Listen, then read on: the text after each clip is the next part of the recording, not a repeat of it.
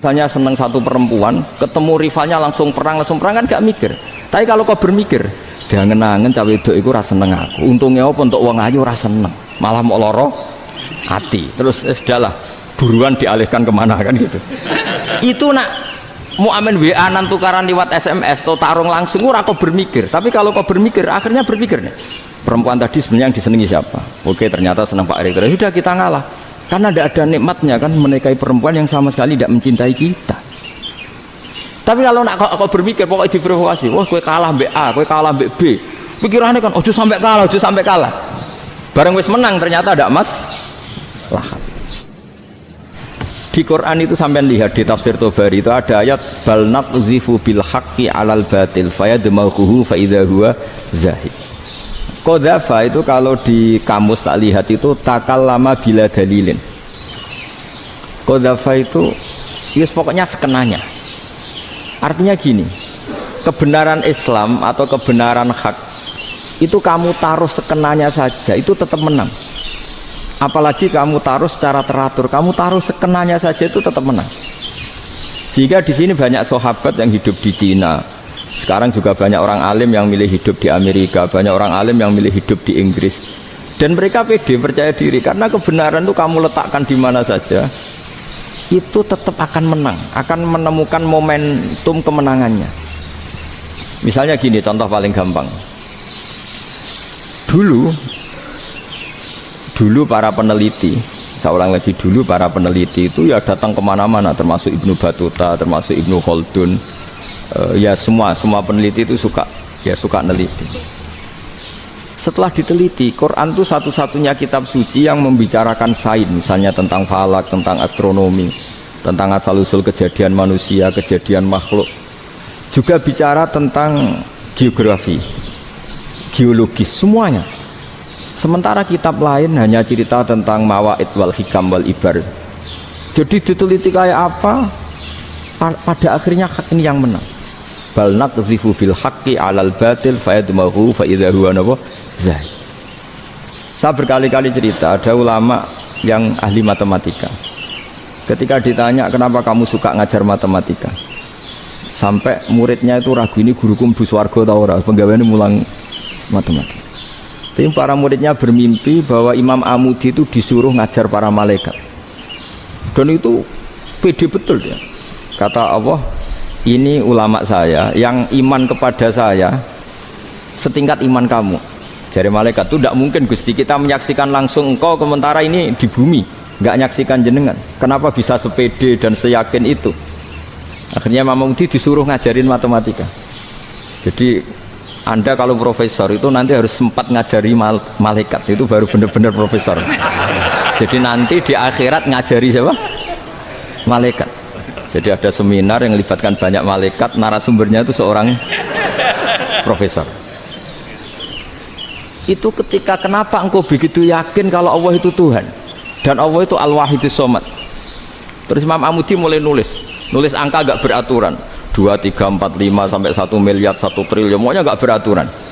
Kata beliau, nisbatus naini wasalasa ila ma la nihayatalaha iku nisbatul far'i ilal asli. Mbok angka sebanyak apapun, 2 dibanding 1 ya far'ul wahid, 3 dibanding 1 ya far'ul wahid. Semua angka yang enggak terhingga pun dibanding 1 semuanya far'ul wahid.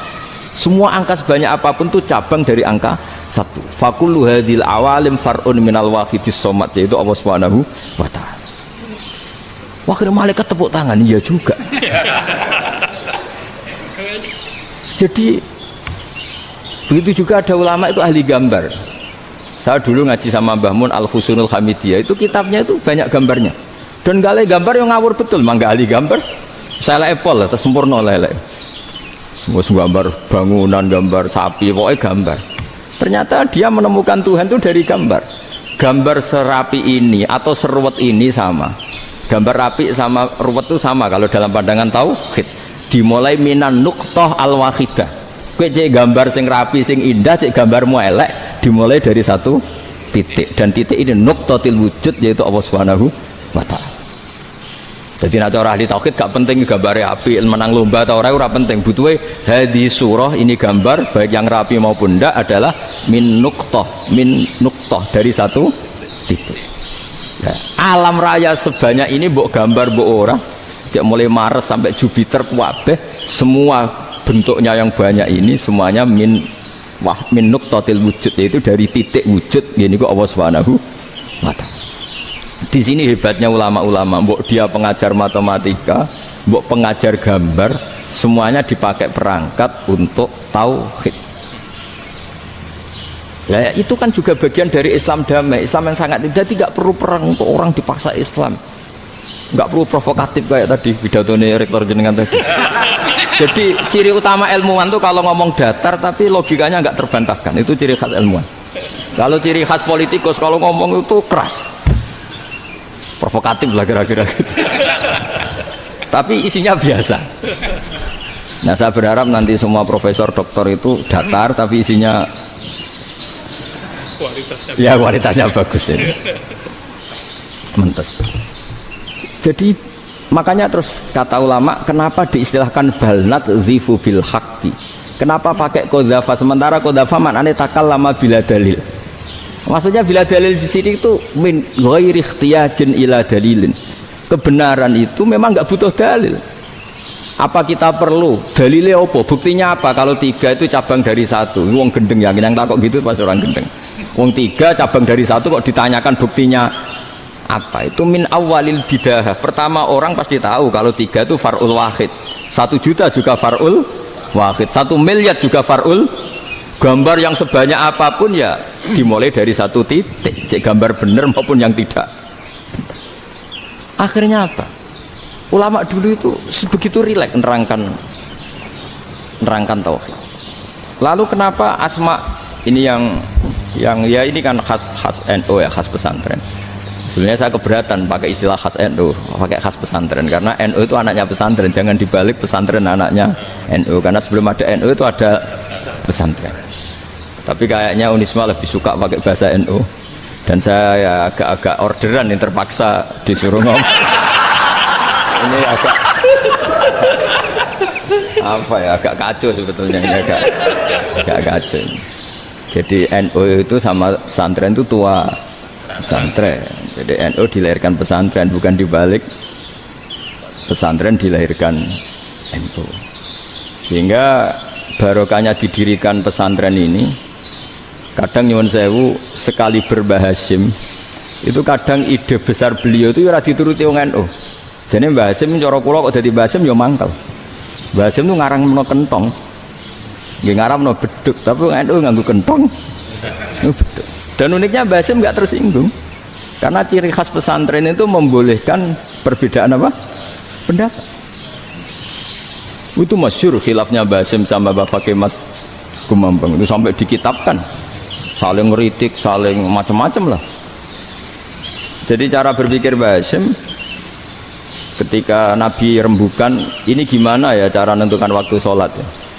Ya pakai kentong ya Rasulullah, zakalin nasoro itu untuk orang Nasrani. Ya pakai buk itu trompet, zakalil Yahud itu untuk orang Yahudi. Ada yang selagi pakai api ya Rasulullah, zakalil Majusi itu orang Majusi. Setelah itu ada orang datang lari-lari cerita mimpi azan tadi.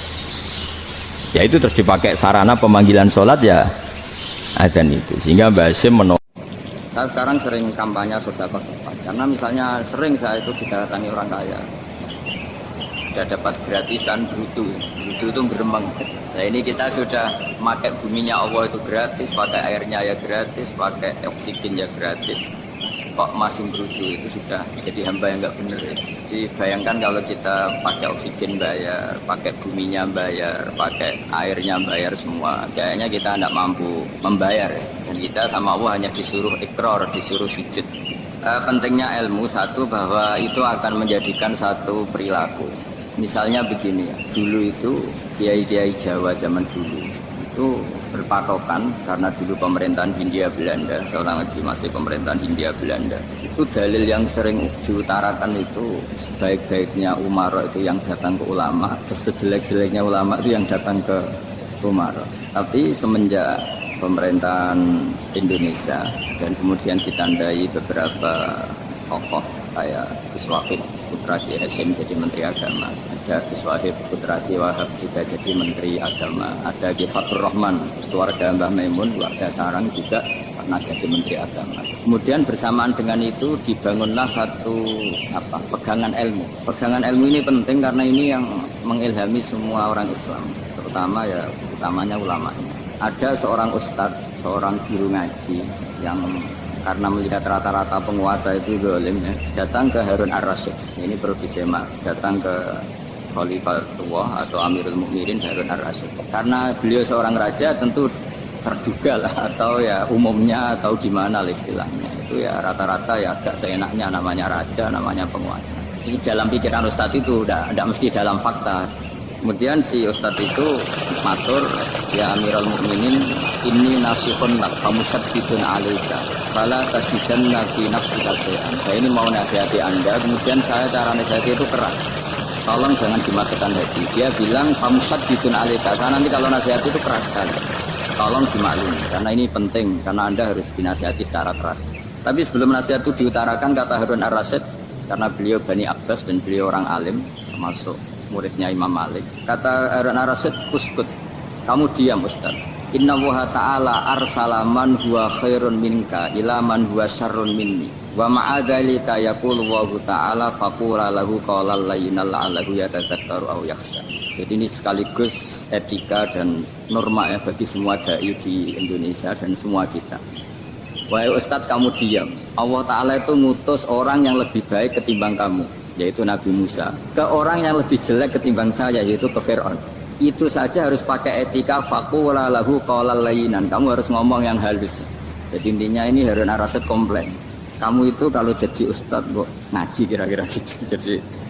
Jadi betapa baiknya orang dulu memahami Quran. Jadi Quran itu dibaca, kemudian kita mungkin baca terus jadi cerita, mungkin ada yang baca jadi perilaku, ada yang baca kemudian itu mengilhami, membentuk. Nah kira-kira itulah yang membentuk kiai alim di NU, di beberapa pesantren maupun orang-orang alim di luar NU. Asal ngajinya dan bacanya seperti kita, pasti seperti itu. Karena cara berpikir tadi sudah. Jadi akhirnya si Ustadz tadi keluar dan minta maaf, anta alamu minni, ternyata engkau lebih alim ketimbang saya.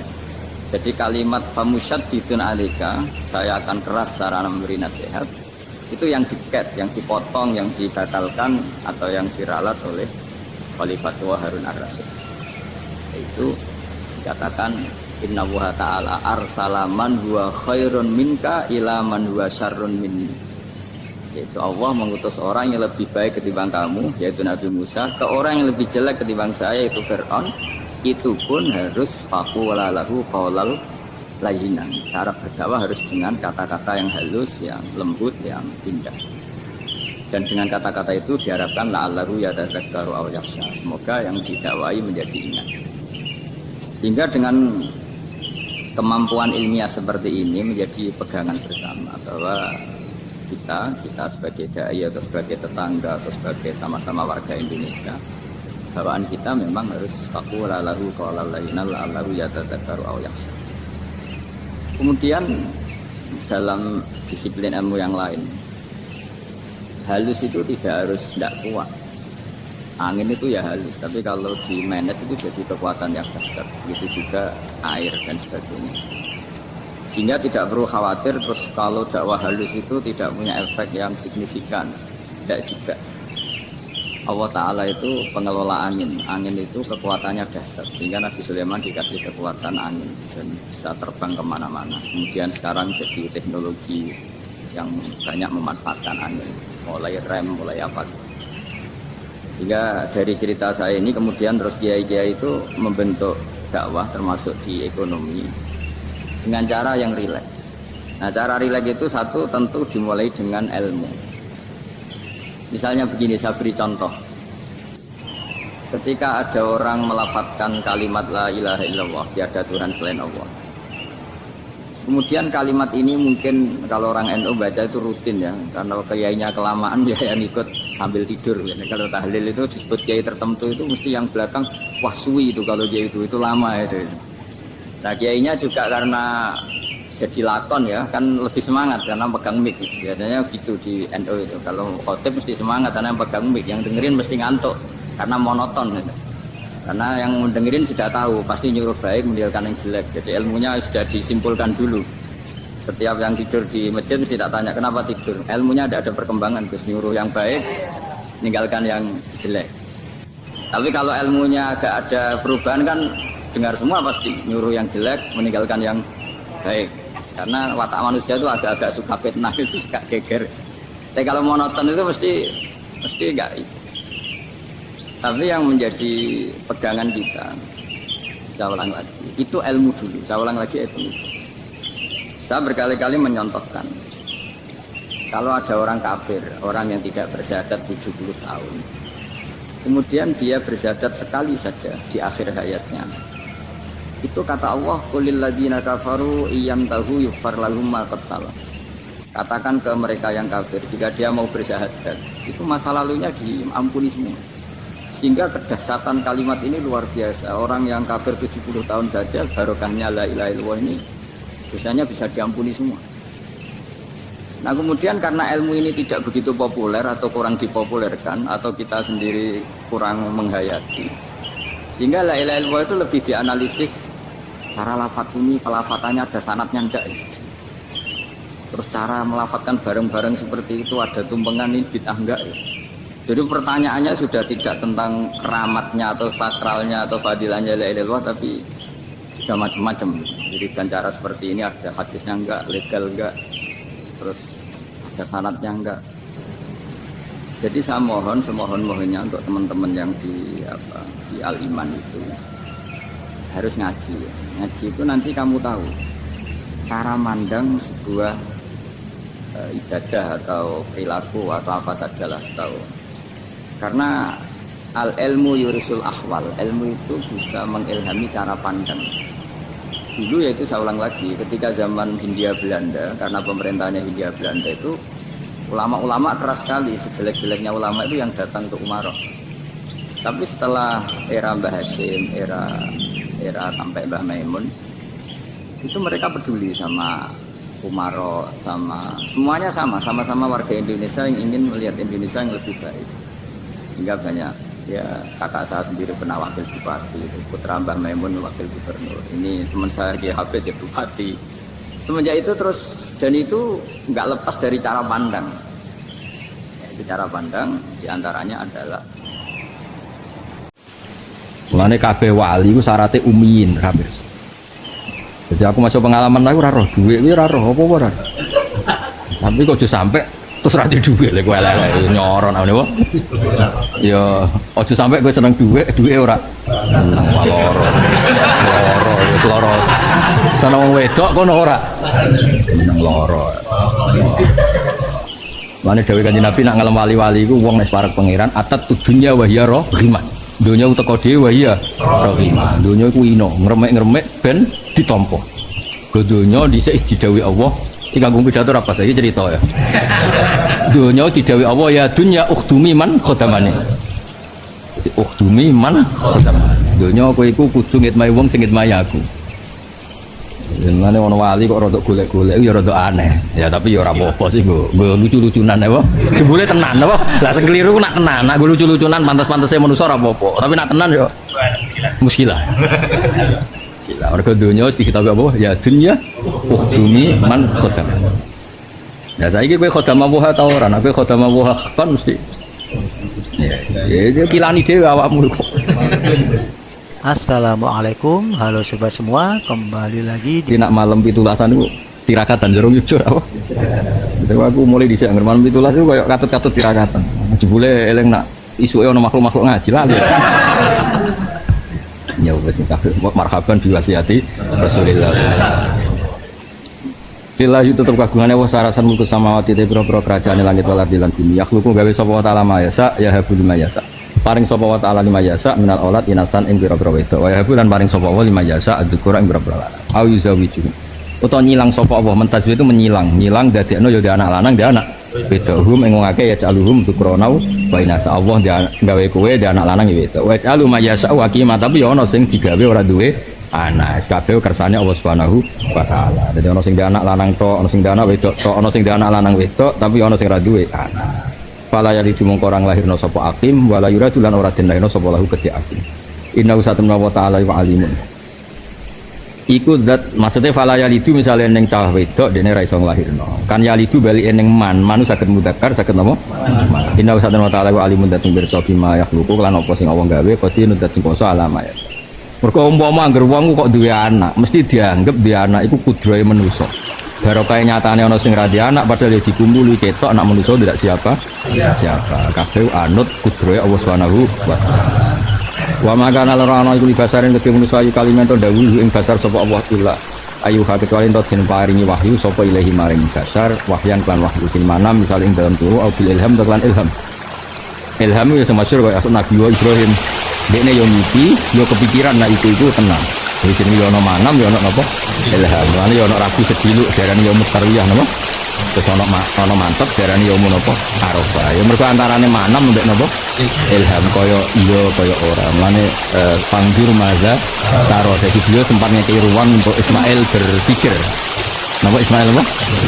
Terus Ismail terus belum mikir apa pola ya hal matuk mah jadi ku nunjukno nabi ku ya oleh mamang tapi sithik nggo syarat basariah napa nggo syarat basariah tapi hakikate ya wis yakin tapi nggo syarat kayak Kanjeng Nabi pertama roh malaikat dianggap malakul maut mulane nabi ku mlayu mergo nyangka iku malakul sampai ngendikan zamiluni dasiruni pertama ngendikan yo inni khasyitu ala nafsi aku iku wedi lha umpama nabi dari awal yakin iku Jibril yo ora wedi.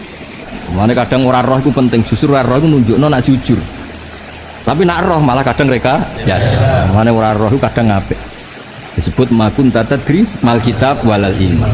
Kowe ora roh Muhammad iman ku apa kitab. Mergo malaikat Jibril pertama disangka malaikat maut sampai maturne Khadijah wa inni khasyitu ala nafsi. Khadijah sing manekno iku hadan namus alladzi ja'a bi Musa. Nek jenengan ora percaya sesuk dolan ning Ami Warokoh bin Nawfal. Jadi nabi mulane kiai sajane kudu roh adikne ku kiai.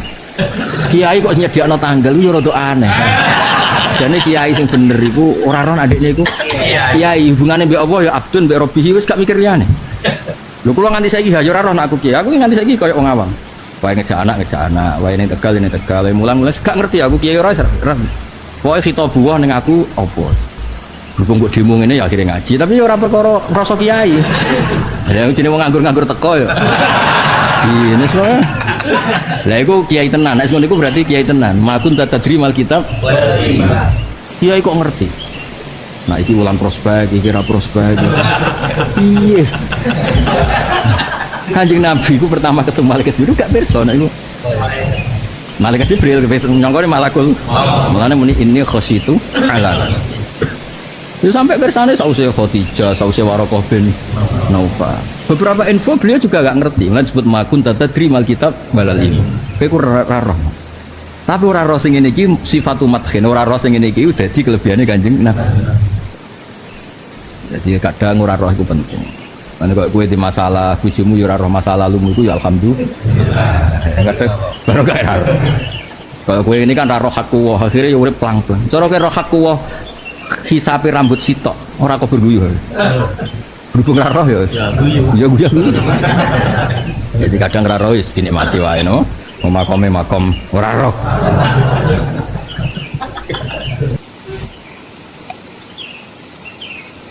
Au illa mi wara hijabin utawa saking gurine hijab bi ayyusmi'ahu.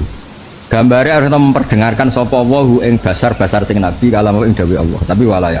Lan ora ningali sapa basar sing nabi ing Allah. Kama waqa Ali Musa alaihi salam, Nabi Musa ketika ning turi Sina kan dengar tapi tidak melihat.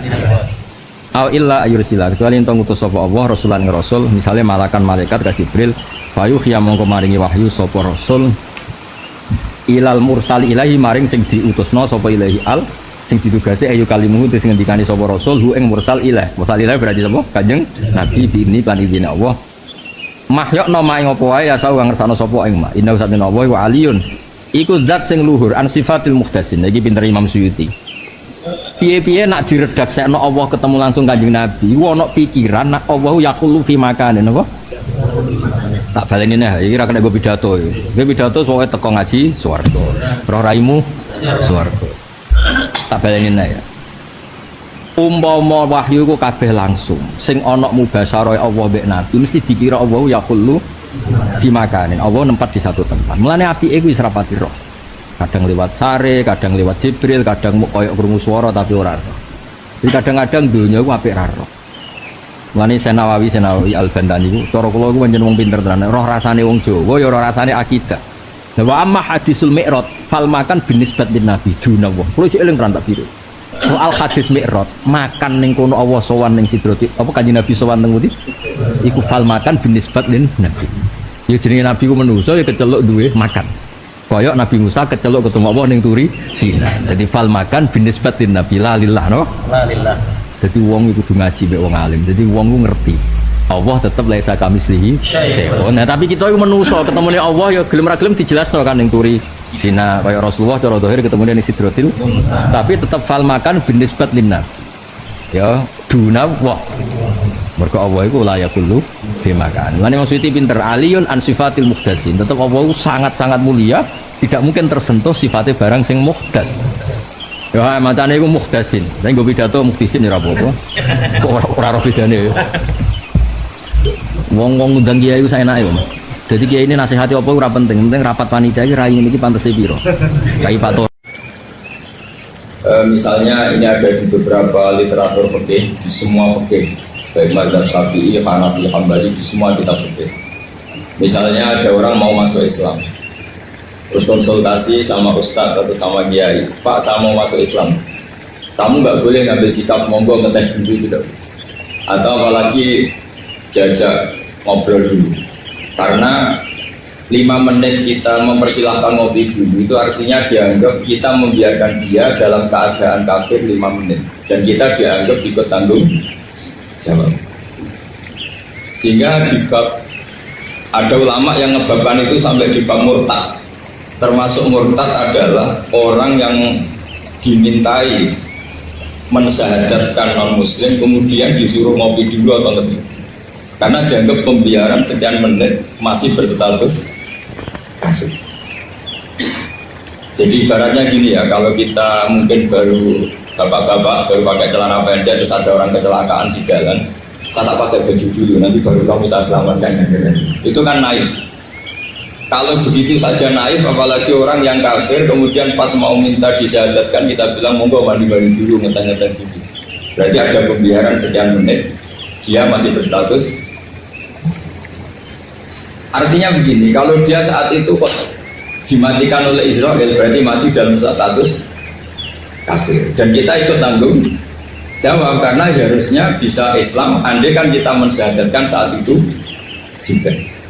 Jadi itu bab-bab yang dianggap ekstrim dalam kutubil fikih, bab-bab fikih. Makanya dalam kitab fikih saya berkali-kali ada non muslim mau bersyahadat ke saya, itu saya bilang ke santri-santri saya, saat itu juga harus kamu ajarin semua pakai bahasa Indonesia. Yang penting status kafirnya apa? Iya. Baru setelah itu ada hukum sosial ya, mungkin kita nawarin teh atau kopi atau apa. Makanya di sini dibabkan juga seseorang harus tergesa-gesa atau bercepat-cepat atau ngambil sikap bergegas untuk melakukan kebaikan. Terus ayat kedua yang dipakai Sayyidina bin Abi Salam itu begini.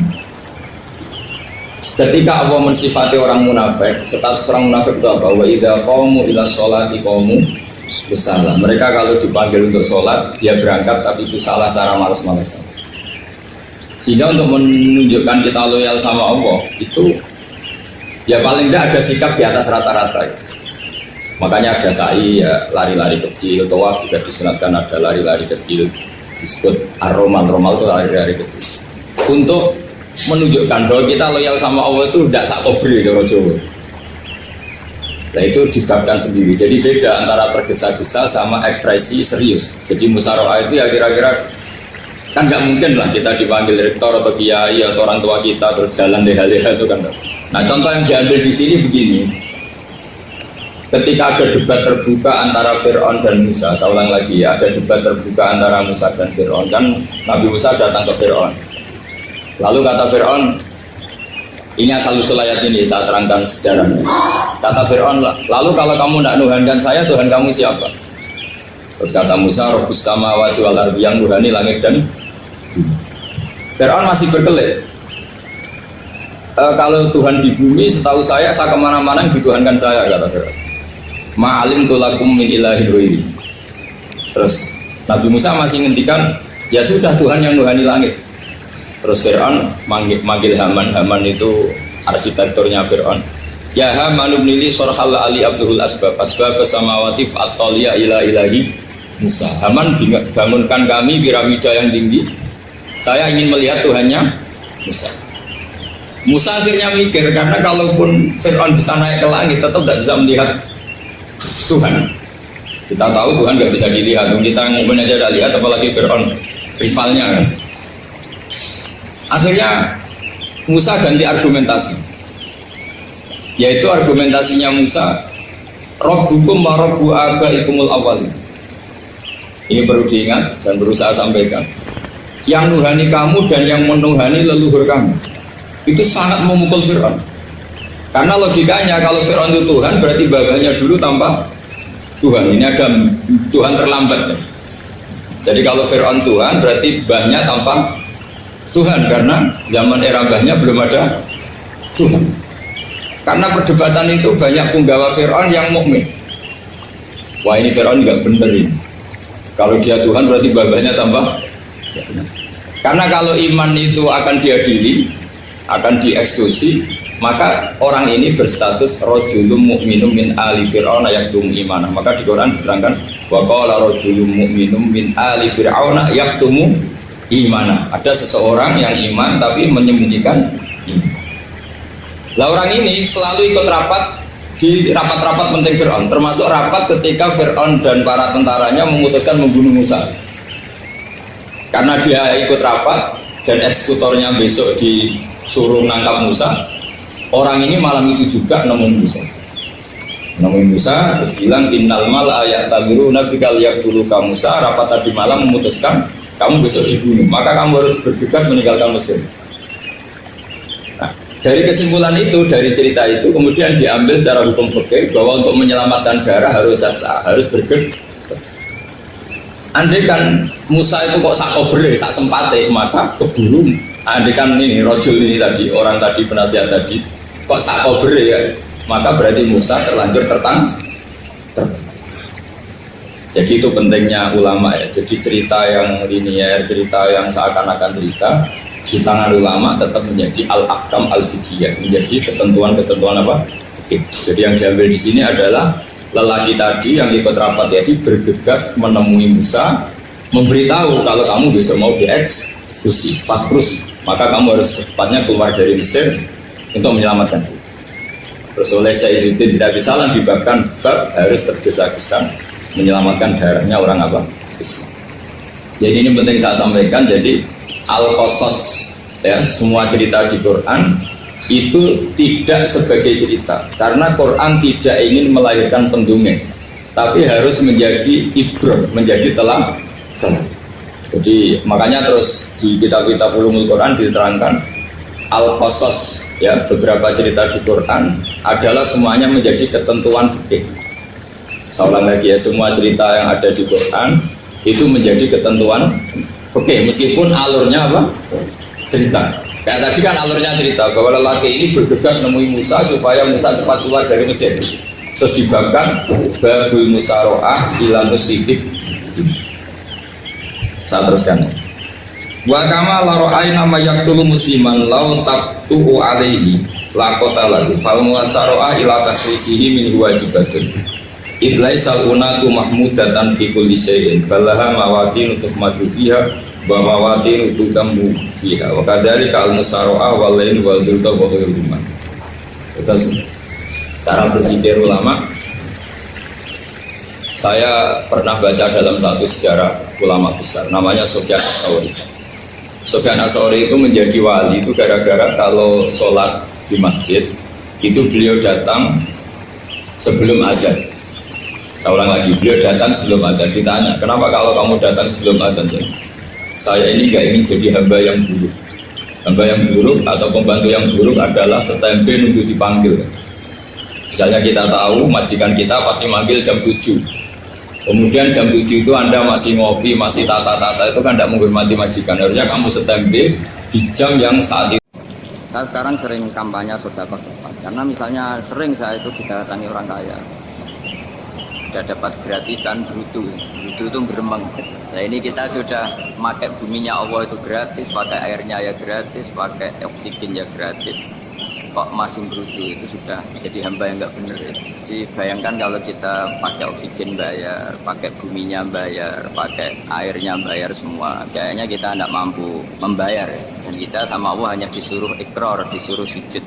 Pentingnya ilmu satu, bahwa itu akan menjadikan satu perilaku.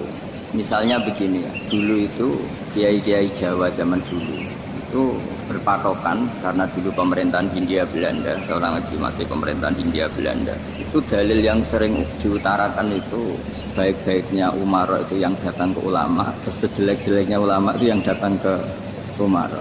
Tapi semenjak pemerintahan Indonesia dan kemudian ditandai beberapa tokoh kayak Gus Wahid putra Kiai Hasyim jadi Menteri Agama, ada Gus Wahid putra Kiai Wahab juga jadi Menteri Agama, ada Kiai Fathur Rahman keluarga Mbah Maimun, keluarga Sarang juga pernah jadi Menteri Agama. Kemudian bersamaan dengan itu dibangunlah satu pegangan ilmu. Pegangan ilmu ini penting karena ini yang mengilhami semua orang Islam, terutama ya utamanya ulama.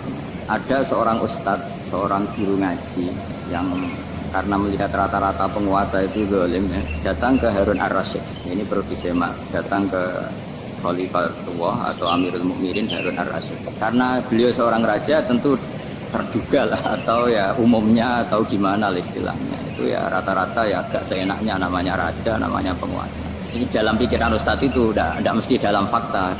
Kemudian si ustadz itu matur, ya Amirul Mukminin, ini nasihun lak famusaddidun alaika fala tajidanna fi nafsika syai'an. Saya ini mau nasihati Anda, kemudian saya cara nasihati itu keras, tolong jangan dimasukkan hati. Dia bilang famusaddidun alaika, saya nanti kalau nasihati itu keras sekali, tolong dimaklumi karena ini penting, karena Anda harus dinasihati secara keras.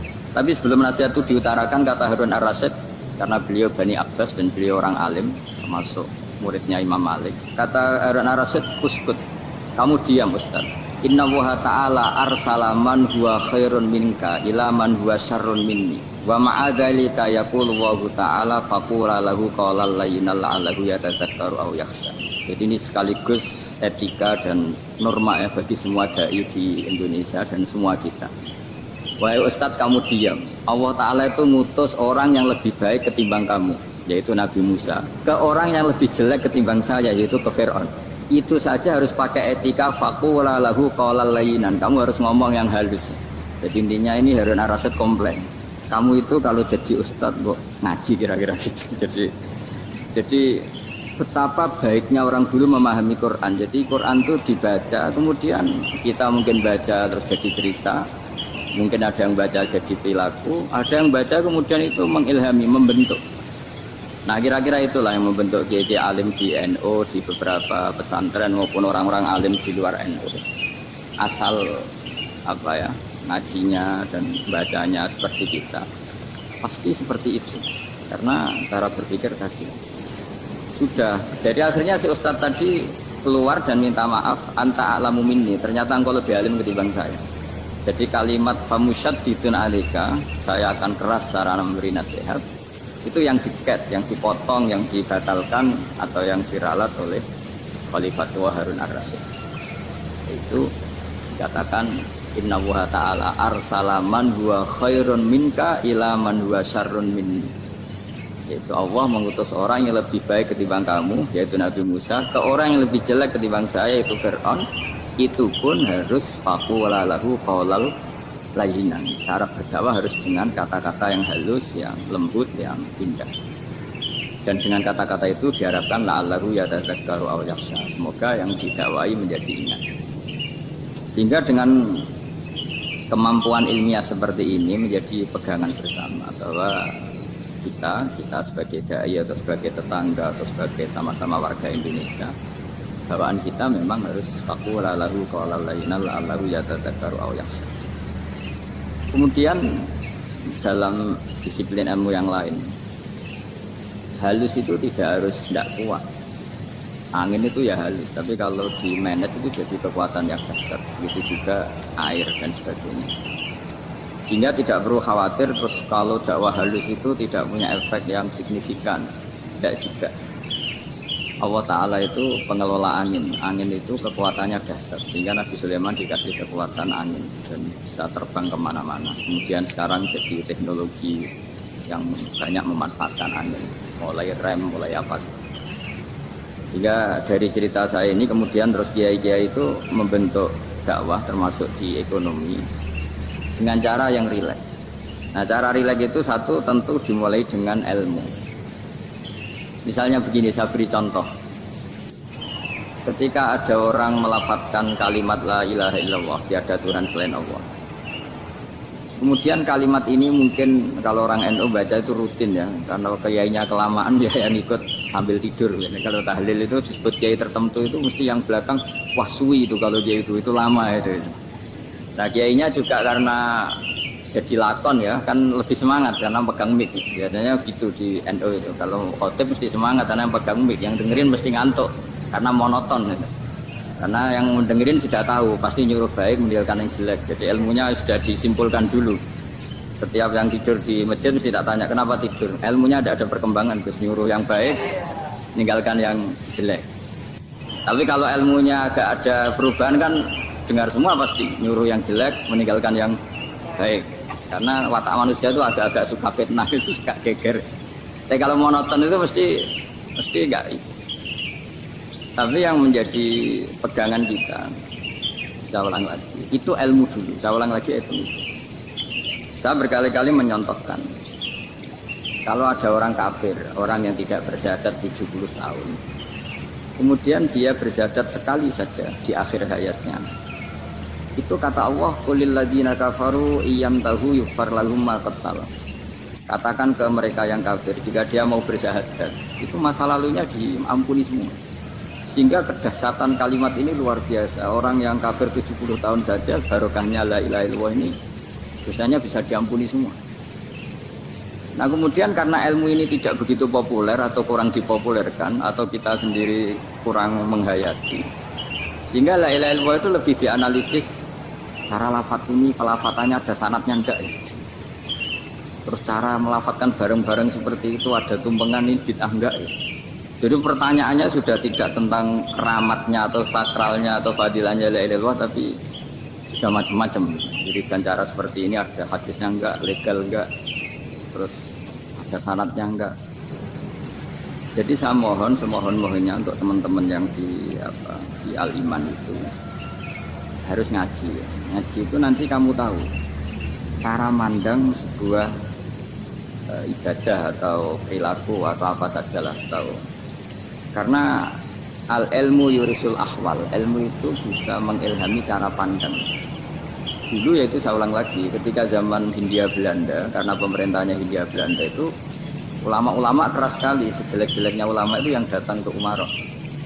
Tapi setelah era Mbah Hashim, era sampai Mbah Maimun, itu mereka peduli sama Umaroh, semuanya sama-sama warga Indonesia yang ingin melihat Indonesia yang lebih baik. Sehingga banyak ya kakak saya sendiri pernah wakil bupati, terus putra Mbah Maimun wakil gubernur. Ini teman saya Kiai Hafid ya bupati. Semenjak itu terus, dan itu nggak lepas dari cara pandang. Ya, cara pandang diantaranya adalah Misalnya seneng satu perempuan, ketemu rivalnya langsung perang kan gak mikir. Tapi kalau kau bermikir, jangan-jangan cawe itu iku rasa seneng aku. Untungnya apa untuk uang ayu rasa seneng, malah mau loro hati. Terus sudahlah, buruan dialihkan kemana kan gitu. Itu nak mau amen WA nan tukaran lewat SMS atau tarung langsung ora kau bermikir. Tapi kalau kau bermikir, akhirnya berpikir nih, perempuan tadi sebenarnya yang disenangi siapa? Oke, ternyata senang Pak Erick. Sudah kita ngalah. Karena tidak ada nikmatnya kan menikahi perempuan yang sama sekali tidak mencintai kita. Tapi kalau nak kau berpikir pokoknya diprovokasi, wah kue kalah mbak A, kue kalah mbak B, pikirannya kan ojo sampai kalah. Bareng wis menang ternyata ada emas lah. Di Quran itu sampai lihat di tafsir Tobari itu ada ayat bal naqzifu bil haqqi 'alal batil fayadmaghuhu fa idza huwa zahid. Qadzafa itu kalau di kamus tak lihat itu takallama bila dalilin. Qadzafa itu yes, pokoknya sekenanya. Artinya gini, kebenaran Islam atau kebenaran hak itu kamu taruh sekenanya saja itu tetap menang. Apalagi kamu taruh secara teratur, kamu taruh sekenanya saja itu tetap menang. Sehingga di sini banyak sahabat yang hidup di Cina. Sekarang juga banyak orang alim yang milih hidup di Amerika, banyak orang alim yang milih hidup di Inggris. Dan mereka pede, percaya diri karena kebenaran itu kamu letakkan di mana saja, itu tetap akan menang, akan menemukan momentum kemenangannya. Misalnya gini, contoh paling gampang. Dulu para peneliti, seorang lagi dulu para peneliti itu ya datang kemana-mana, termasuk Ibnu Battuta, termasuk Ibnu Khaldun, ya semua peneliti itu suka neliti. Setelah diteliti, Quran itu satu-satunya kitab suci yang membicarakan sains, misalnya tentang falak, tentang astronomi, tentang asal-usul kejadian manusia, kejadian makhluk, juga bicara tentang geografi, geologis, semuanya. Sementara kitab lain hanya cerita tentang mawaid wal hikam wal ibar. Jadi diteliti kayak apa, pada akhirnya hak ini yang menang. Bal naqzifu bil haqqi 'alal batil fayadmaghu fa idza huwa zahid.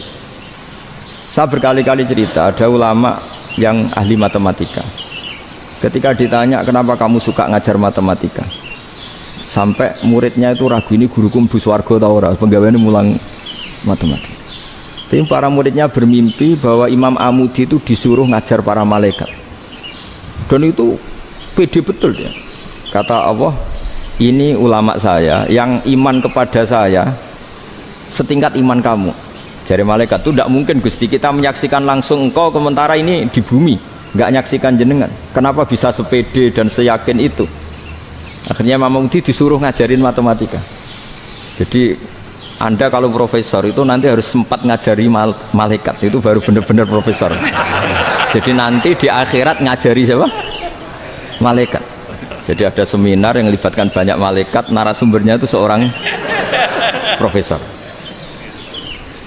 Itu ketika kenapa engkau begitu yakin kalau Allah itu Tuhan dan Allah itu Al-Wahidus Shomad. Terus Imam Amudi mulai nulis angka agak beraturan. 2, 3, 4, 5 sampai 1 miliar, 1 triliun, semuanya enggak beraturan. Kata beliau, nisbatus naini wasalasa ila ma la nihayatalaha iku nisbatul far'i ilal asli. Mbok angka sebanyak apapun, 2 dibanding 1 ya far'ul wahid, 3 dibanding 1 ya far'ul wahid, semua angka yang enggak terhingga pun dibanding 1 semuanya far'ul wahid. Semua angka sebanyak apapun itu cabang dari angka 1. Fakullu hadhil awalim far'un minal wahidis shomad, yaitu Allah Subhanahu wa ta'ala. Akhirnya malaikat tepuk tangan, iya juga. Jadi begitu juga ada ulama itu ahli gambar. Saya dulu ngaji sama Mbah Mun Al-Husunul Hamidiyah, itu kitabnya itu banyak gambarnya. Dan gale gambar yang ngawur betul, mangga ahli gambar. Saya lepol, sempurna lele. Semua gambar bangunan, gambar sapi, pokoknya gambar. Ternyata dia menemukan Tuhan itu dari gambar. Gambar serapi ini atau seruwet ini sama. Gambar rapi sama ruwet itu sama kalau dalam pandangan tauhid. Dimulai minan nuqtah al-wahidah. Kowe cek gambar sing rapi sing indah, cek gambarmu elek, dimulai dari 1 titik. Dan titik ini nuqtatil wujud, yaitu Allah Subhanahu wa ta'ala. Jadi nek cara ahli tauhid gak penting gambare apik, menang lomba ta ora penting. Butuhe hadis surah ini gambar baik yang rapi maupun ndak adalah min nuqtah dari 1 titik. Ya, alam raya sebanyak ini mbok gambar mbok ora, cek mulai Mars sampai Jupiter kabeh semua bentuknya yang banyak ini semuanya min nuqtatil wujud, yaitu dari titik wujud. Ini kok Allah Subhanahu wa ta'ala. Di sini hebatnya ulama-ulama, mbok dia pengajar matematika, mbok pengajar gambar, semuanya dipakai perangkat untuk tauhid.